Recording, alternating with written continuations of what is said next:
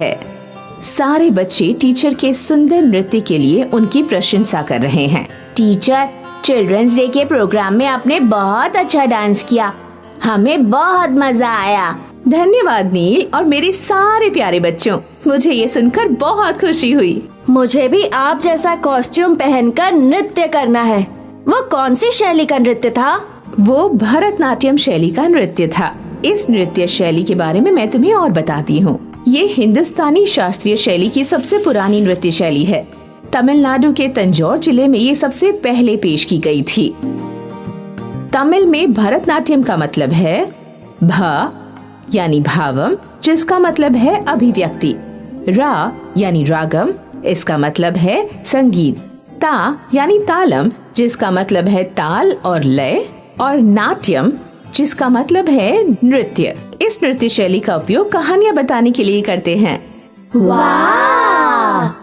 बच्चों, इसकी शुरुआत मंदिर के नृत्य परंपरा के रूप में हुई थी, जिसे देवदासी कहते हैं। भगवान की प्रार्थना के रूप में नर्तकी भरतनाट्यम नृत्य करती है। इन नृत्यांगनाओं को देवदासी कहते हैं। ये नृत्य राज दरबार में राजा और उनके मेहमानों को रिझाने के लिए किया जाता था। तमिलनाडु और कर्नाटक राज्यों में खास त्योहारों और किसी भी शुभ अवसर पर ये नृत्य किया जाता है। कई सालों पहले एक मुनि थे जिनका नाम था भरत।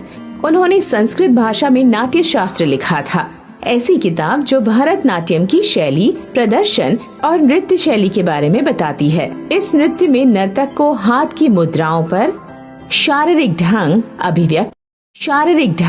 अभिव्यक्ति और भाव का ध्यान रखना पड़ता है। क्या भरतनाट्यम में अलग प्रकार का संगीत होता है?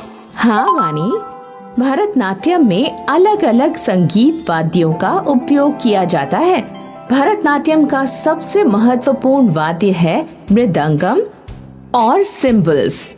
कभी कभी वीणा, वायलिन, घटम और फ्लूट का भी इस्तेमाल करते हैं। प्रदर्शन के दौरान जो गीत गाए जाते हैं वो संस्कृत, तमिल, कन्नड़ा और तेलुगु में होते हैं।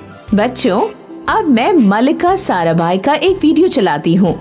उन्हें भरतनाट्यम में कई सारे अवार्ड्स मिले हैं। कितना अच्छा नृत्य करती हैं ये, इनकी आंखें कितनी बड़ी हैं। हम अपनी आंखों के जरिए बहुत कुछ बोल सकते हैं। एक नर्तक को अभिव्यक्तिपूर्ण होना बहुत जरूरी है, तब जाकर दर्शक नृत्य के जरिए कही जाने वाली कहानी समझ सकते हैं।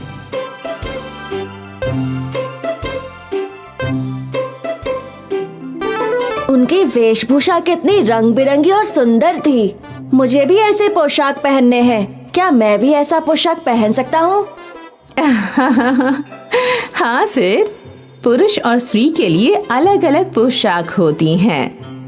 क्या लड़के भी भरतनाट्यम कर सकते हैं? हाँ नील, लड़के और लड़कियाँ दोनों भरतनाट्यम कर सकते हैं। पुरुषों की पोशाक होती है धोती, जिससे नर्तक के शरीर का निचला हिस्सा ढक जाता है। ऊपरी भाग में एक गमछा या शॉल पहनी जाती है।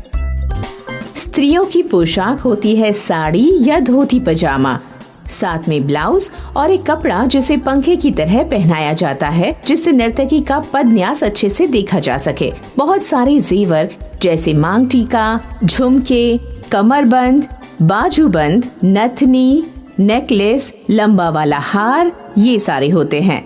वाव! बच्चों, क्या आप सबको भी भरतनाट्यम सीखना है? हाँ!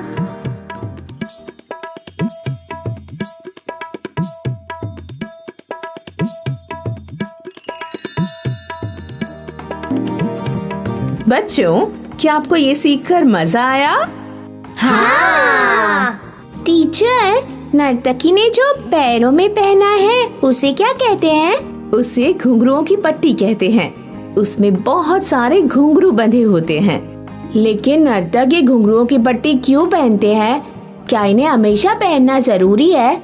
हाँ नील, घुंघरुओं की पट्टी पहनना जरूरी है, क्योंकि इससे पदन्यास की कठिनाइयाँ दिखाई देती हैं। घुंघरुओं की पट्टी आवाज से नर्तक संगीत से जुड़ा रहता है और ताल में नृत्य करता है। इससे नृत्य और भी उभर कर आता है। ओह! टीचर, मुझे भी भरतनाट्यम सीखना है। मैं पहले सीखूं और फिर स्टेज पर साड़ी, जेवर और घुंघरुओं की पट्टी पहनकर नृत्य करूंगी।